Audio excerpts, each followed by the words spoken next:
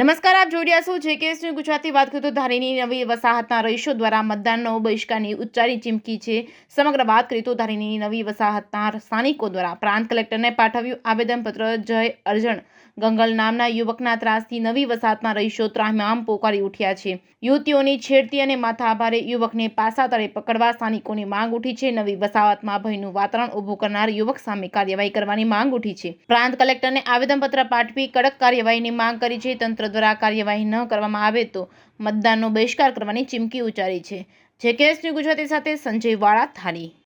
ધારીની વીપીજી હાઈસ્કૂલના નિવૃત્ત શિક્ષક અર્જણ ગંગલનો 35 વર્ષનો આમ તો ડગો કહી શકાય એ બેરોજગાર આવારા દીકરો હરહંમેશ નશામાં હોય છે અને ગામમાં દંગા ફસાદ કરે છે.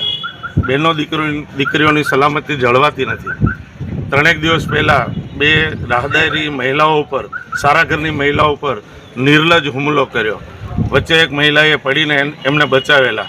આ માણસ હરહંમેશ શહેરમાં દંગા ફસાદ કરે છે, ગુંડાગીરી કરે છે, બહેનો દીકરીઓની છેડતી કરે છે, સલામતી જળવાતી નથી અને આના વિરુદ્ધમાં કોઈ કાર્યવાહી થતી નથી. લોકો એનાથી ત્રાહિમામ છે. એના માટે આજરોજ ધારી નગરના સૌ નગરજનો, માતાઓ, બહેનો, બાળકો સહિત અમે સૌ અહીંયા ઉપસ્થિત રહી મહેરબાન પ્રાંત કલેક્ટરના માધ્યમથી આવેદનપત્ર આપવા જઈ રહ્યા છીએ કે તાત્કાલિક ધોરણે જો આમની પાસા તળે ધરપકડ કરવામાં નહીં આવે તો અમે મતદાનનો બહિષ્કાર કરીશું.